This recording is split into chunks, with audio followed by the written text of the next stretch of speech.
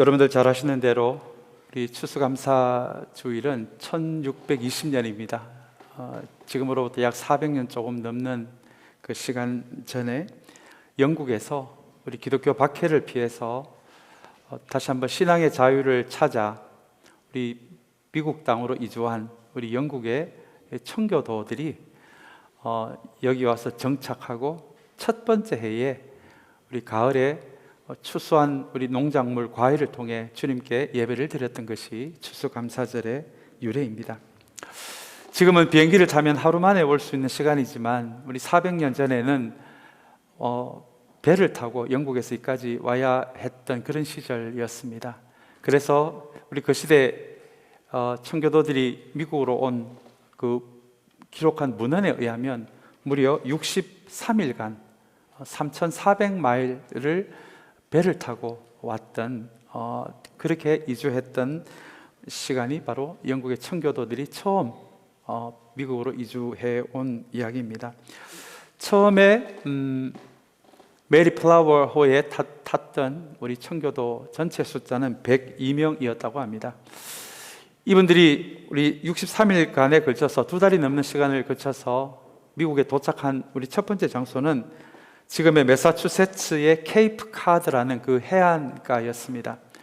그런데 긴 시간을 통해 오다 보니까 도착한이 이미 11월 달이 되었습니다.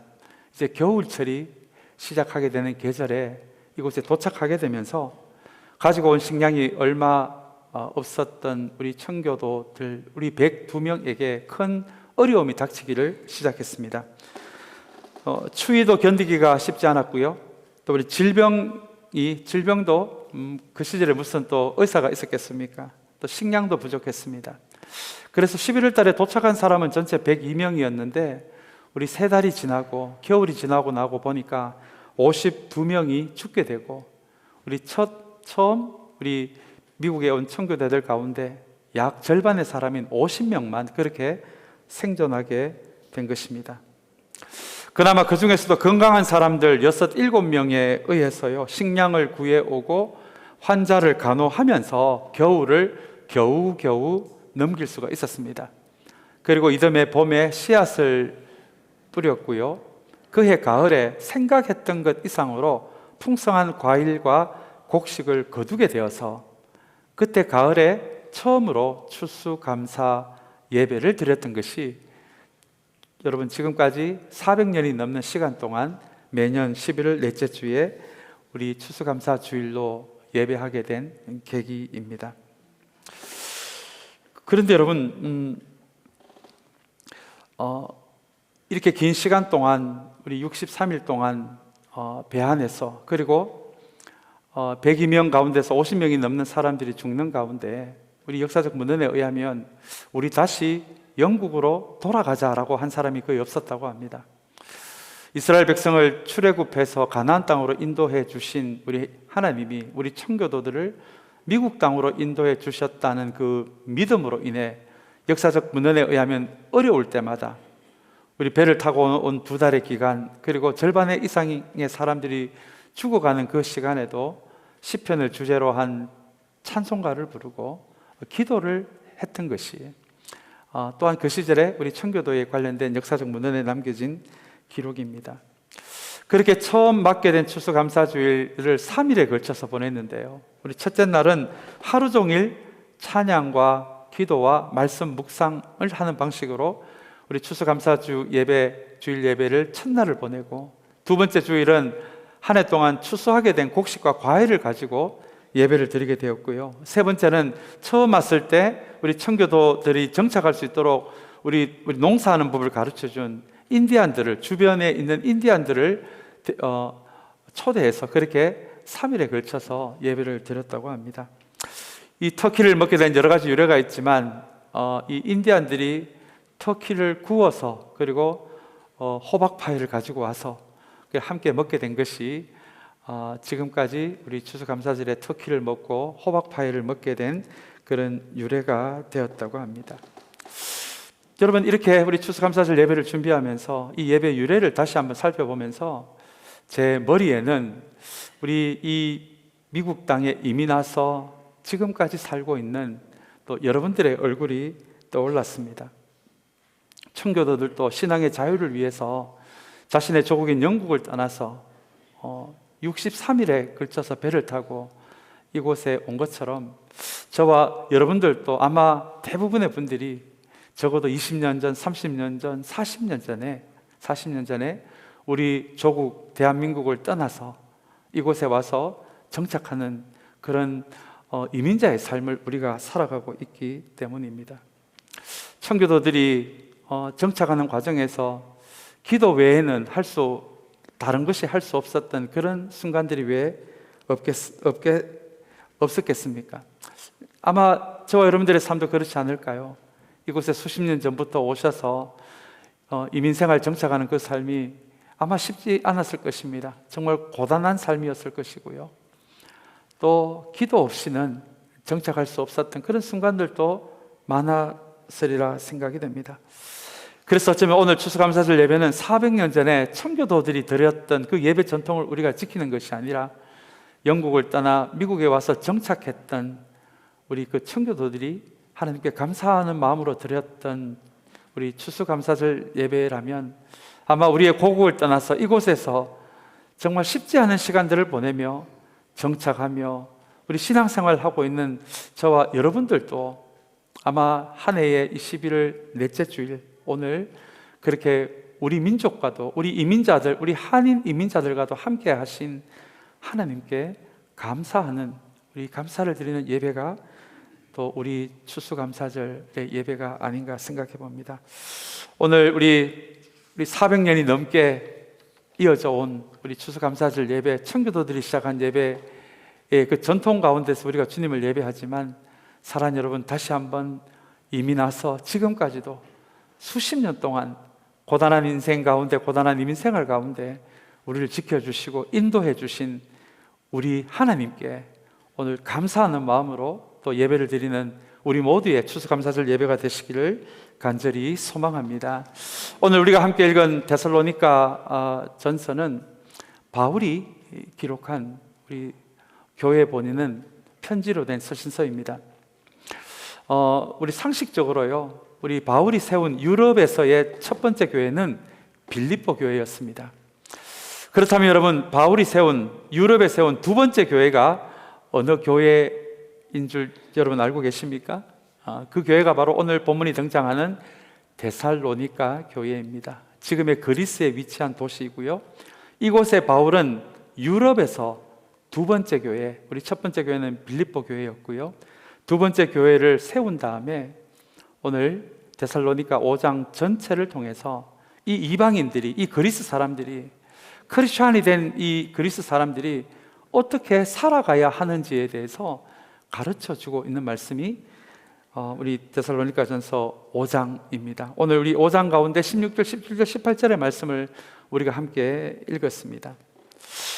그런데 여러분, 바울이 교회를 세우고 혹은 그 시대 사도들이 세운 교회들에게 보내는 편지도 마찬가지입니다만은 바울이 각 교회에 보내는 모든 편지를 보시면 편지의 앞부분에는 하나님이 누구신지, 주님이 누구신지, 성령님이 누구신지, 우리 인간은 어떤 존재인지, 죄는 무엇인지, 교회는 무엇인지에 대한 바울이 가르치는 우리 진리의 말씀이 등장합니다. 그리고 바울이 기록한 모든 서신서 후반부에 가시면은, 그렇다면 이 하나님에 대한 바른 지식을 가지고, 교회에 대한 바른 지식을 가지고, 나에 대한 바른 지식을 가지고 우리가 어떻게 살아야 하는지에 대한 내용들이 바울이 기록한 모든 서신서에 그렇게 등장을 합니다. 여러분, 왜 이렇게 바울은 하나님에 대한 지식만 우리에게 가르쳐 주는 것이 아니라 그 지식을 가지고 어떻게 살아야 하는지에 대해서도 우리에게 가르쳐 주고 있을까요? 그것은 1세기에 세워진 우리 초대교회부터 시작해서 1세기에 세워진 모든 교회가 가지고 있었던 크리스천에 대한 정의 때문에 그렇습니다. 이 시대에도 우리가 그런 정의를 가지고 있지만 1세기에 세워진 교회들은요, 크리스천이라고 한다면 하나님에 대한 바른 지식만을 가지고 살아가는 사람들이 아니라 하나님에 대한 바른 지식을 가지고 우리의 일상에서 그대로 살아가는 사람, 크리스찬이라면 틀림없이 삶의 분명한 변화가 시작된 사람들을 그 시대는 크리스찬이라고 그렇게 불렀다는 것입니다. 지난주에 우리 초대교회에서 어떻게 세례 교육을 했는지에 대해서 함께 은혜를 나누면서 저도 참 많은 은혜를 받았습니다. 지금은 누군가가 세례를 받는다면 우리 한 달 교육받고 2달 교육받고 좀 길게 교육을 한다면 우리 한 3달 정도 교육을 받고 그렇게 세례를 받습니다. 근데 여러분 그거 알고 계셨습니까? 초대교회는요, 우리 1세기에 세워진 교회들은 세례를 한번 받으려면 적어도 3년에서 5년 동안 세례 교육을 받았다는 것입니다. 그 긴 기간 동안 성경에 대한 지식을 공부하는 그 시간도 일정 시간이 있었지만 3년 정도의 아주 긴 시간 동안 이 세례를 받기를 원하는 이 사람의 삶에 실제로 삶의 변화가 시작되었는지 안 되었는지를 그것을 긴 시간을 두고 교회 리더들이 그것이 검증이 되어야 비로소 세례를 주었던 것이 여러분 1세기에 세워진 교회들의 특징이었습니다. 그만큼 그 시대 1세기 때는요, 분명한 삶의 변화가 있어야 그 사람을 크리스찬이라고 불렀던 그런 믿음의 배경을 가지고 있었기에 이렇게 세례 교육이 길었던 것입니다. 주님이 가르쳐 주었던 것처럼 이 사람이 정말 가난한 사람을 돕고 있는지, 억울하게 감옥에 갇힌 사람을 돌보고 있는지, 실제 자신의 물질의 일부를 떼내어서 가난한 자들에게 나누어주는 실제적인 삶이 있는지 없는지가 공동체에서 증명이 되어야, 검증이 되어야 비로소 세례를 받았던 것이 그 시대의 크리스찬이 되는 방식이었습니다. 그래서 이 데살로니가 전서에도 보면 바울이 이렇게 삶에 대해서 이야기합니다. 우리가 오늘 읽지는 않았지만 5장 전체가 너희 이방인들이, 그리스 사람들이 크리스찬이 되기 위해서는 이런 삶이 너희들의 삶에 드러나기를 시작해야 한다라고 가르쳐주는 내용입니다. 그 중에 일부를 보시면 여기도 마찬가지입니다. 너희가 진짜 크리스찬이 되고 싶다면 가난한 자를 돕는 삶이 있어야 한다. 너희 그리스에 수많은 우상들이 있고 우상들이 퍼뜨리는 악의 모습들이 있는데 그 악의 모습에 절대 물들이면 안 된다. 물들여지는 일이 생기면 안 된다. 그리고 또 바울이 데살로니가 5장에서 가르쳐 주었던 삶의 모습은요, 너희들의 삶의 주변에서, 공동체 주변에서 이런 일도 생기고 저런 일도 생길 텐데 그 일들을 겉으로만 보지 말고 이것이 마귀로부터 시작된 일인지 아니면 성령께서 하시는 일인지를 잘 분별하는 것도 크리스찬이 되기 위해서 갖추어야 할 모습이다 라고 가르쳐 줍니다.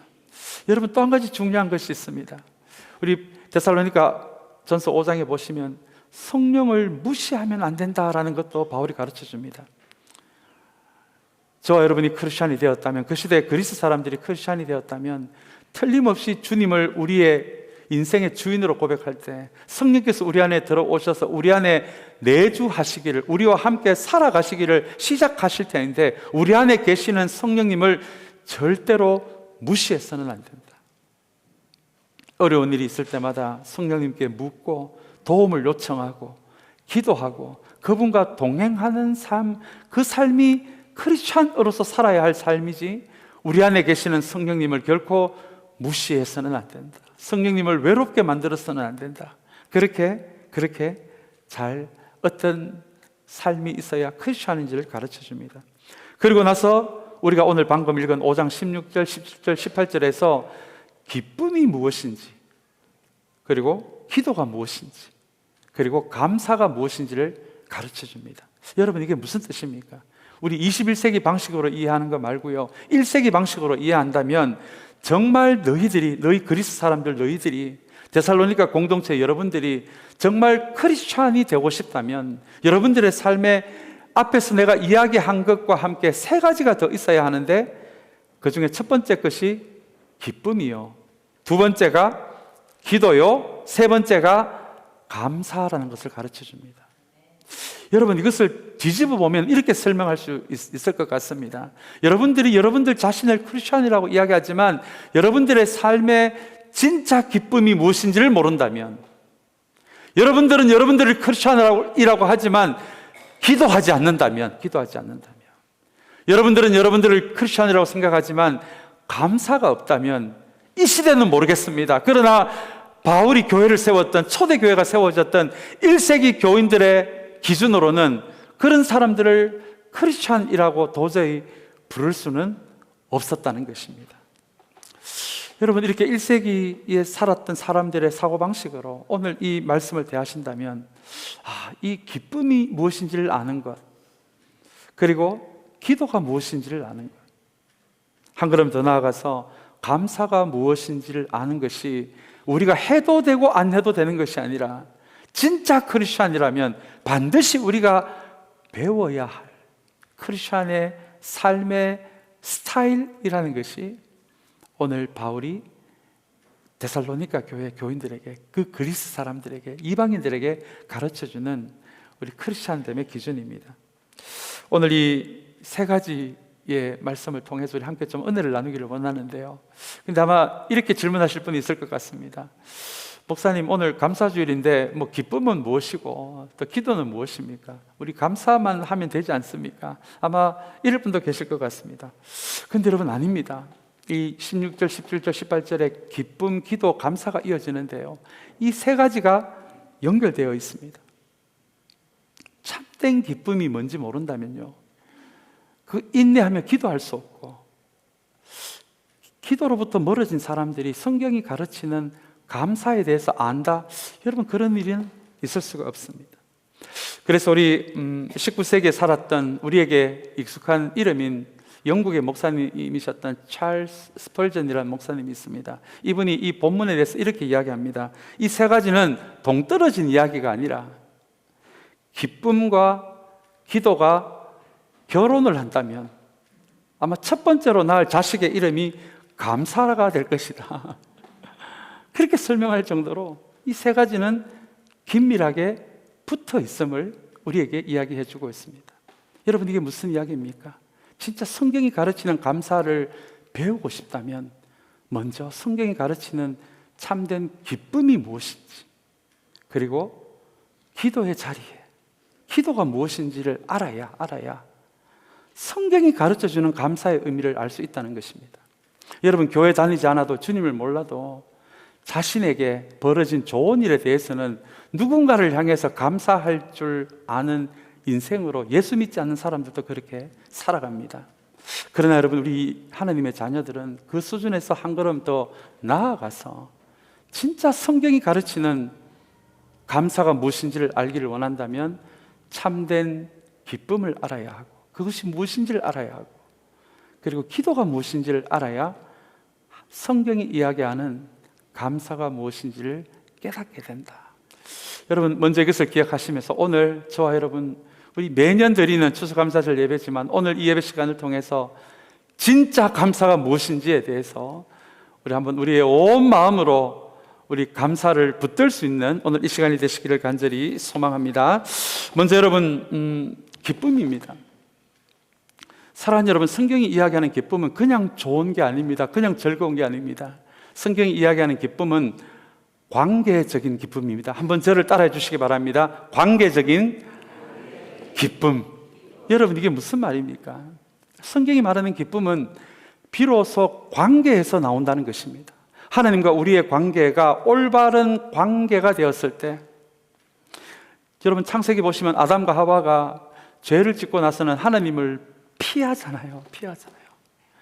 피한 그 시간 뒤부터, 하나님을 피하고 나서부터 예배에서 멀어집니다. 그리고 그 마음에 두려움이 생깁니다. 공포심이 생깁니다.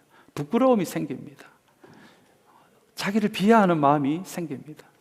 사랑하는 여러분, 이렇게 하나님과 우리의 관계가 끄끄러운 게 많을수록, 부끄러운 게 많을수록 우리는 하나님을 피하게 되어 있습니다. 예배 자리에 나아가기가 싫습니다. 그렇게 되면서 우리의 마음은 기쁨이 사라지고 두려움과 공포심과 부끄러움이 자리를 잡게 됩니다. 그러나 다시 우리의 관계, 하나님과 우리의 관계가 올바른 관계가 되었을 때, 회개를 통해서 우리의 삶을 고침을 통해서 이제는 하나님 앞에 서도 부끄러울 게 없는 떳떳한 올바른 관계가 되었을 때, 하나님의 이름을 들어도 우리의 심령에서 올라오는 벅찬 감정이 있습니다. 여러분, 그것을 성경은 기쁨이라고 합니다. 공동체 안에서 우리 믿음의 식구들 간의 관계도 마찬가지입니다. 여러분 그거 다 경험해 보셨잖아요. 누가 누구하고 관계가 틀어졌을 때 멀리서 주차하고 오는 저 교인을 보면 나도 모르게 등을 돌리게 됩니다. 피하게 됩니다. 여러분 그런 마음에는 결코 세워질 수 없는 것이 기쁨이라는, 성경이 말하는 관계에서 나오는 기쁨이라는 감정입니다. 그러나 그분과 다시 주님 안에서 나와 그분과의 관계가 올바른 관계로 회복이 되었을 때, 그분이 주차하고 오는 거 보면 멀리서 봐도 여러분 반갑지 않습니까? 마음이 좋지 않습니까? 여러분 그런 올바른 관계에서 나오는 그 감정을 성경은 뭐라고 이야기한다고요? 기쁨이라고 이야기합니다. 그렇다면 여러분 이 기쁨의 반대말이 뭐겠습니까? 뭐 슬픔이라고 말할 수도 있을 것 같습니다. 그러나 여러분 성경에서 말하는 이 기쁨의 정의를 우리가 기억하신다면 이 기쁨에 대한 반대말은 여러분 쾌락입니다. 여러분 쾌락이 무엇입니까? 나만 좋은 거예요. 이거는 올바른 관계에서 나오는 감정이 아닙니다. 그래서 모든 중독이 쾌락에서 시작이 됩니다.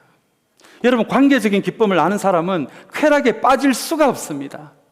그래서 성경은 이 기쁨을 관계적인 올바른 관계에서 나오는 감정으로 가르쳐주고 나만 아는, 나만 좋은, 나만 즐거운 그 쾌락이라는 것은 결코 하나님이 가르쳐 주시는 감정이 아니다라고 그렇게 이야기를 합니다. 히브리서 12장 2절 말씀을 제가 한번 읽어드리겠습니다. 제가 너무너무 개인적으로 사랑하는 구절입니다. 믿음의 창시자요 완성자이신 예수를 바라봅시다. 그는 자기 앞에 놓여있는 기쁨을 내다보고서 부끄러움을 마음에 두지 않으시고 십자가를 참으셨습니다라는 말씀입니다. 여러분 이게 무슨 말씀입니까? 여러분 십자가는요, 우리가 보통 그림으로 보는 십자가는 예수님이 이렇게 천으로 하체를 가리고 있지만 원래 십자가는 사람을 완전히 발가벗겨서 처형하는 사형틀이었습니다. 우리 주님이시잖아요. 하나님의 아들이시잖아요. 우리 성자 하나님이시잖아요. 그분이 십자가에 발가벗긴 채 매달려서 그렇게 십자가에 매달려서 죽음을 겪는, 여러분 그 모욕과 그 수치를 주님은 십자가에서 참으셨다는 거예요. 잘 참으셨다. 여러분 방금 제가 읽은 이 히브리서 12장 2절은 주님이 그렇게 참을 수 있었던 그 원인을 기쁨이라고 이야기합니다.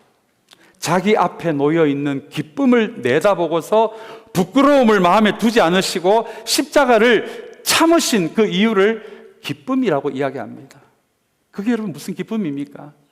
죄로 인해 하나님과의 관계가 깨어진 우리 인간들을 이 십자가를 통해서, 주님의 십자가를 통해서 하나님과 우리 인간의 관계가 원래 관계대로 회복되는, 여러분 기쁨은 관계에서 나오는 기쁨이니까요. 성경에서 주님이 생각해 보니까 십자가가 너무 수치스럽고 모욕적인데 또 한편으로 생각해 보니까 이 십자가를 통해서 죄로 인해 깨어진 하나님과 우리 인간과의 관계가 원래 관계로 회복되는 거, 이걸 생각해 보니까 주님이 너무 어떻다고요? 기쁜 거예요. 기쁜 거. 그래서 그 기쁨 때문에 십자가를 어떻게 하셨다고요? 참으셨다고 그렇게 이야기를 합니다. 여러분 우리 교회 공동체도 마찬가지입니다. 여러분 정말 공동체 안에서 참된 기쁨이 저와 여러분이 무엇인지를 아신다면요, 내 기준에 즐거움 말고요, 참된 기쁨요, 관계에서 나오는 참된 기쁨이, 그 기쁨이 우리의 신앙의 최고의 가치가 된다면 우리는 주님처럼 좀 참을 수 있을 것 같습니다. 내 기준에 좀 부족한 사람이 보여도 주님이 참으신 것처럼 저 인생도 언젠간 하나님이 서서 사용하실 그날이 여러분 오지 않겠습니까? 내가 보기에 형편없는 그 인생도 주님이 붙들어 주시면 우리 신앙 안에서 멋있는 인생이 될 수도 있는 것이 하나님이 일하시는 방식일 수도 있잖아요. 그래서 그것이 나에게도 기쁨이 되면 그 사람을 어떻게 한다고요? 그 기쁨 때문에 참을 수가 있다고요. 참을 수 있다. 이게 여러분 오늘 바울이 데살로니가 교회에 가르치는 첫 번째, 우리 감사로 나아가기 위한 첫 번째 조건인 참된 기쁨입니다. 사랑하는 여러분, 여러분들은 어떤 마음으로 이 예배 자리에 나오십니까? 어떤 마음으로 우리 주님의 몸된 교회 봉사하고 섬기시고 구제하고 선교하십니까? 사랑하는 여러분, 오늘 바울 사도가 가르쳐주고 주님이 보여주신 참된 기쁨 때문에 예배하고 섬기고 힘든 사람 삶을 붙들어주는 것. 여러분, 이것이 주님이 그러하셨던 것처럼 주님이 가르쳐 주시는 그 기쁨 때문에 누군가가 하나님 안에서 바르게 세워지는 그 기쁨 때문에 여러분 예배하시고 선교하시고 봉사하시고 섬기시는 우리 모두가 되시기를 주님의 이름으로 간절히 축원합니다. 그리고 그 다음에 바울은 기도에 대해서 가르쳐 줍니다. 사랑하는 여러분, 앞에서 말씀드렸다시피 이 청교도들은 신앙의 자유를 위해서 찾아왔습니다. 그러면 도착하자마자 좋은 일이 막 생겨야 되는데 도착해보니 겨울입니다. 내 옆에 같이 온 사람들이 하나하나 죽어나갑니다. 절반 이상이 죽었으니까요. 그런데 여러분, 역사적 문헌에 의하면 야, 우리 잘못 왔다, 다시 돌아가자 영국에, 그런 사람들이 없었더라고요. 주님께서 이곳으로 우리를 보내시니가 주님이시니 청교도들은 신앙으로 이 모든 상황을 돌파하기로 결심합니다. 그래서 역사적 문헌에 의하면 어려울 때마다 시편을 주제로 한 찬송가를 불렀고요, 진짜 견디기 힘든 일들이 벌어질 때마다 기도하였다라고 그렇게 이야기를 합니다. 그러고 보니 청교도의 삶이 오늘 본문과도 닮았습니다. 기쁨이 뭔지 알고 기도하고, 그리고 첫 해에 감사하게 된 것이 청교도들의 삶이 아니었겠습니까? 그렇다면 여러분, 진짜 감사를 알기를 원하신다면 여러분, 기도가 무엇인지를 우리는 배워야 합니다. 많은 분들이 기도에 대해서 여러 가지 정의를 내립니다. 하나님이 주시는 생명을 호흡하는 시간, 하늘의 가치를 내 마음에 심는 시간, 하나님의 뜻을 찾는 시간, 혹은 하나님이 우리 아버지 되시니까요, 아버지와 자녀 간의 사귐의 시간. 여러분, 수많은 정의들이 있습니다. 이런 정의들 하나하나 너무너무 소중한 정의들이고요, 그리고 특별히 제가 개인적으로 더 붙들고 있는 정의가 있습니다. 우리 패트릭 존스턴이라는 이 선교사님이 자신의 선교사로서의 여정을 돌아보면서 기도에 대해서 이렇게, 이분의 경험을 통해서 이렇게 이야기합니다. 기도하지 않으면 우리가 일하는 것이 되지만 기도하면 하나님이 일하시기를 시작하신다. 여러분, 참 기도에 대한 너무나 소중한 정의입니다. 우리 헨리 나우엔이라는 영성가는 기도에 대해서 이렇게 이야기합니다. 진짜 신앙이란 많은 생각, 많은 두려움, 많은 불안감 속에 있는 것이 아니라 진짜 신앙은 많은 두려움에서 많은 기도로 나아가는 것이다. 여러분, 이것이 제가 개인적으로도 붙들고 있는 기도에 대한 정의입니다. 여러분, 어려운 일을 기도로 돌파해 보신 분만이 감사가 무엇인지 발견할 수 있습니다. 오늘 이 17절의 말씀에서 쉬지 말고 기도하라라고 이야기합니다. 많은 분들이 쉬지 말고라는 것을 기도의 길이로 생각하셔서 이거 기도를 쉬지 않고 기도하려면 적어도 몇 시간은 앉아서 기도해야 되나, 이렇게 생각하시는 분들이 계십니다. 물론 기도의 근육이 강해서 3시간, 4시간, 5시간 하나님 앞에 앉아 있을 수 있다면 여러분, 그건 좋은 일입니다. 그러나 오늘 쉬지 말고 기도하라라는 이 말씀은 여기서 한 걸음 더 나아가서 우리의 삶의 모든 순간이 기도의 순간이 될 수 있다는 의미가 되기도 합니다. 5시간, 6시간, 7시간 앉아서 기도할 수 없더라도 여러분, 우리 인생의 모든 순간에서, 일상의 모든 순간에서 짧은 시간이더라도 우리는 기도할 수 있습니다. 차 안에서 시동 걸어놓고요, 기아 바꾸고 출발하기 전에 10초라도 하나님, 오늘 하루도 저를 지켜주세요, 제 삶을 인도해 주세요, 그렇게 기도할 수 있습니다. 우리 권사님들, 집사님들 부엌에서 요리하는 가운데 칼질 하다가도 칼질 잠시 멈추고 오늘 하루도 내 뜻대로 살지 않게 하시고 주님의 뜻대로 살아갈 수 있도록 주님 도와주세요. 여러분, 10초면 충분한 시간이 아닙니까? 라이드를 하면서도요, 일하면서도요, 잠자기 직전에 잠에서 금방 깬 이후에 우리 한 걸음 더 나가서 화장실에서 볼일을 보실 때도요, 그 순간에 주님, 오늘 하루도 주님의 자녀답게 살아가게 하여 주시옵소서, 이렇게 짧은 기도 할 수 있지 않습니까? 그렇다면 여러분, 우리의 삶의 모든 순간이, 일상의 모든 순간이 기도의 순간이 될 수 있습니다. 여러분, 이것이 쉬지 말고 기도하라는 의미입니다. 10시간 앉아 있지 않으셔도 괜찮습니다. 그러나 여러분 기억하시기 바랍니다. 내가 기도에 훈련이 되지 않아도 내 삶의 모든 시간, 짧은 시간 기도는 여러분 할 수 있지 않겠습니까? 내 삶의 모든 일상이 내가 마음만 먹는다면 1분이라도 10초라도 기도할 수 있다면 여러분 그것이 쉬지 말고 기도하라는 말씀의 의미입니다.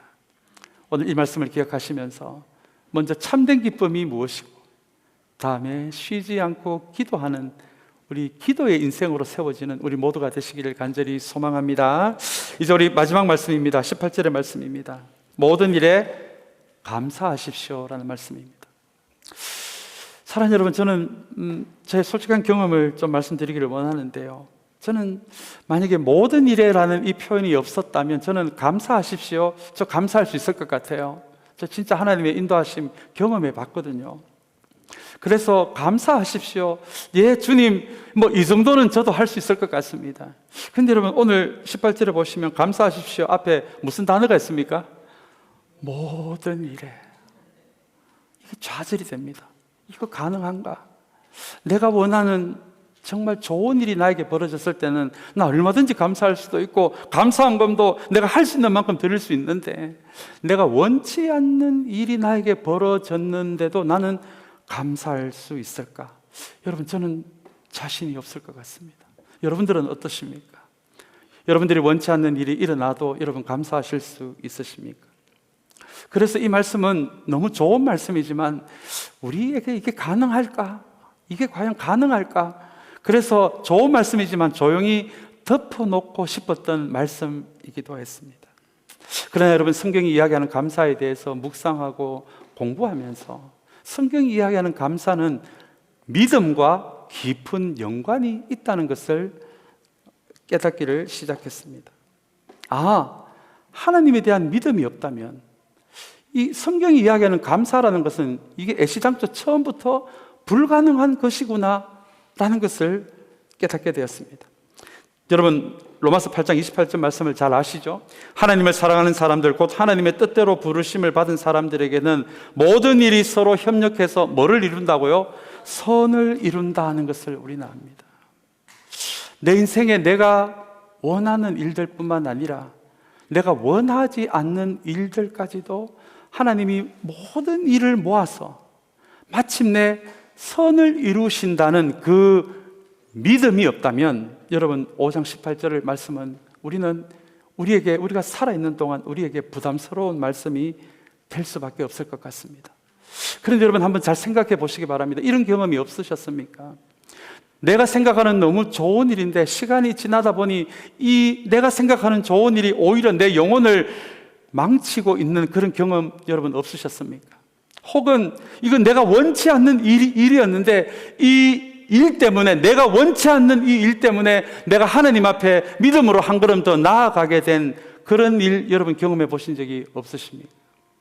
여러분 이런 경험이 있었다면 우리는 냉정하게 이렇게 한번 이야기해 볼 수 있을 것 같습니다. 우리 인간은요, 우리에게 닥치는 이 일이 우리 기준으로는 좋은 일, 나쁜 일 그렇게 구분할 수 있지만 하나님의 기준에는 우리에게 좋은 일이 나쁜 일이 될 수도 있고요, 우리에게 좋지 않은 일이 하나님 기준에는 좋은 일이 될 수도 있다는 것입니다. 그래서 우리가 어떻게 이것은 좋은 일이니까 감사하고 이것은 좋지 않은 일이고 내가 생각지도 못한 안 좋은 일이 생겼으니 난 감사할 수 없다라고 우리가 어떻게 자신 있게 말할 수 있겠습니까? 요셉이 중요한 예입니다. 요셉은 형들에게 팔려서 노예로 팔려갔습니다. 여러분 지금 그런 일이 벌어졌다면 얼마나 불쌍한 인생입니까? 얼마나 정말 황폐한 인생입니까? 그런데 하나님은 그 일을 통해서 요셉을 총리로 세우시고요, 가뭄을 통해 그 아버지의 그 가정이 다 굶어 죽을 뻔한 거 요셉 때문에 다 살아납니다. 그리고 그 무렵에는 이스라엘 부족밖에 되지 않는 작은 숫자였지만 요셉이 총리가 됨으로써 애굽 안에서 그 부족이 살아감으로 이스라엘 부족이 이스라엘 민족이 되었던 그 일이 형편없는 정말 요셉이 원치 않는 일 속에서 하나님이 그 일을 사용하셔서 엄청나게 좋은 일을, 선한 일을 만들어 내신 것입니다. 그렇다면 여러분 요셉이 종으로 팔려간 것은 여러분 그 인생에 좋은 일이었습니까? 안 좋은 일이었습니까? 이유를 알 수 없는 고난을 다 겪은 다음에 욥이 이렇게 고백을 합니다. 욥기 42장 5절이죠. 이전에는 내가 주님에 대해 귀로만 듣는 수준이었는데 이렇게 고난을 다 겪고 나니까 이제서야 주님을 뭐로 보는 것 같다고요? 눈으로 보는 것 같다고 이야기합니다. 그리고 42장 5절의 말씀에 보면 고난을 당하는 가운데 내 입에서 쏟아낸 뭔가 불평과 원망의 말을 하나님 내가 회개합니다라고 이야기합니다. 여러분, 그렇다면 욥에게 있었던 참 사람으로서 견디기 힘들었던 그 일들은 욥에게 좋은 일입니까? 나쁜 일입니까? 사랑하는 여러분, 오늘 모든 일에 감사하십시오 라는 이 말씀을 우리가 그냥 부담이 되니까 흘려보내지 않고 이 말씀을 여러분 정말 믿음으로 받아들이기를 원하신다면, 사랑하는 여러분, 진짜 성경이 가르쳐주는 감사가 무엇인지를 배우기를 원하신다면, 사랑하는 여러분, 우리 기준에 좋은 일, 우리 기준에 나쁜 일이 주님의 기준에는 정반대일 수도 있다라는 그 믿음이 우리에게 있다면, 사랑하는 여러분, 이 추수감사절은 올 한 해 동안 하나님께서 우리에게 하신 일에 대한 감사를 드리는 날일 뿐만 아니라 앞으로 우리 인생을 신실하게 이끌어 나가실 하나님에 대해 우리의 믿음을 다시 한번 선포하는 믿음의 날이기도 한 것이 여러분 추수감사절입니다. 왜냐하면 이 믿음이 없다면 나에게 일어나는 모든 일을 통해서 지금 내가 견딜 수 없는 일까지도 포함해서 이 모든 일을 통해서 마침내 선을 이루실 하나님에 대한 믿음이 없다면 우리는 결코 감사할 수 없기 때문에 그렇습니다. 그래서 여러분, 추수감사절은 우리의 믿음을 다시 세우는 날입니다. 그래야 우리가 살아있는 동안 우리의 입에서 감사가 끊어지지 않기 때문에 그렇습니다.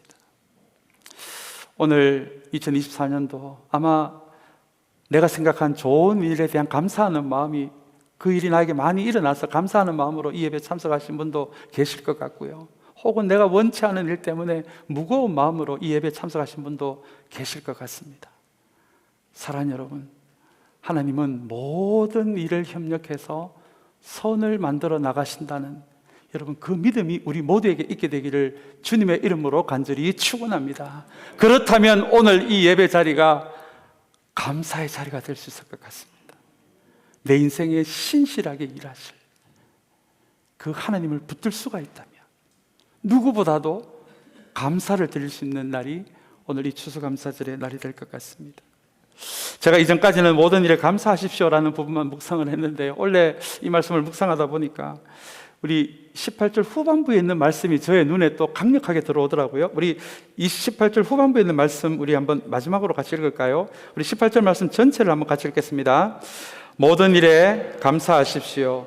이것이 그리스도 예수 안에서 여러분에게 바라시는 하나님의 뜻입니다 라는 말씀입니다. 여러분, 이 그리스도 예수 안에서라는 이 부분이 없었다면 오늘 우리에게 말씀하신 이 세 가지 참된 기쁨, 기도, 감사는 하마터면 우리에게 명령이 될 뻔했습니다. 우리의 의무가 될 뻔했습니다. 여러분, 그런 경험 있으십니까? 진짜 우리가 노력해서 의무감으로, 책임감으로 여러분 정말 항상 기뻐해 보신 적이 있으십니까? 그게 가능하던가요?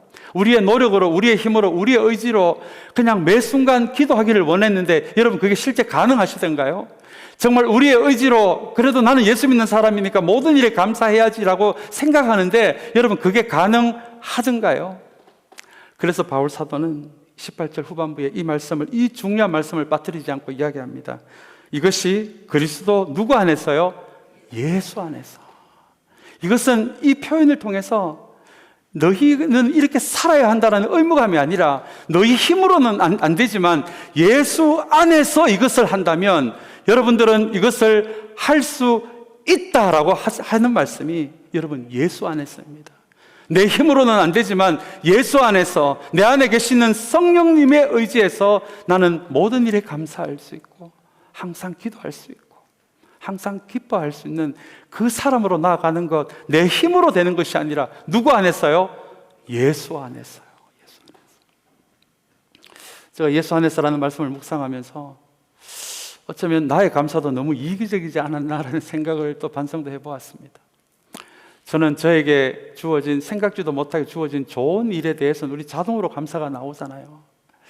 그런 일이 있어야 감사하는 마음이 생기는데, 이 말씀을 우리 18절 말씀 후반부의 말씀을 가만히 생각해 보니까 정말 그전에는 잘 몰랐던 감사가 하나 제 마음에서 막 쏟아나기를 시작하더라고요. 그게 뭐냐 하면, 가만히 보니까 제가 이미 예수 안에 살고 있는 인생이더라고요. 여러분, 이것에 대해서 여러분 감사하신 적이 있으십니까?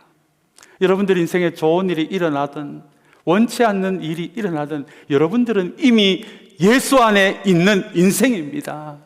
여러분, 이게 얼마나 감사한 일입니까? 우리가 뭐라고요? 우리 안에 하나님의 영이신 성령께서 우리 안에 내주하고 계십니까? 하나님의 영은 하나님이시잖아요. 저와 여러분들 같은 이런 부끄러운 것이 많은 인생, 부족한 것이 많은 인생 가운데서도 하나님이 만드신 그 피조물 안에 하나님의 영이신 성령이 이미 우리 안에 살고 있다는 것, 여러분, 이게 벌써 감사의 내용이 아닙니까? 심지어 우리 교회를 생각해도 감사하더라고요. 이 고단한 이민생활, 믿음의 여정 쉽지 않으니까요. 내 옆에 사람 붙여주셔서 힘든 신앙생활 같이 하라고, 서로 손 붙들어 주면서 신앙생활 하라고, 사랑하는 여러분, 참사랑 교회를 우리에게 주신 것도 이미 우리에게 넘치는 감사의 조건이 아닙니까? 오늘 2024년도 여러분들에게 하신 하나님의 일에 대해서도 감사로 나아갈 뿐만 아니라, 사랑하는 여러분, 오늘 2024년도 이 추수감사절 예배, 이미 여러분들이 주님 안에 있고 성령 안에 있고 우리에게 이미 소중한 공동체를 하나님이 주셨다는 것, 이것만으로도 하나님께 목이 터져라 감사할 수 있는 이 추수감사절의 예배 시간이 되시기를 주님의 이름으로 축원합니다. 그렇다면 여러분들은 2025년도에도 26년도에도 주님 앞에 갈 때까지 이 감사의 의미가 무엇인지를 잘 아실 것 같습니다.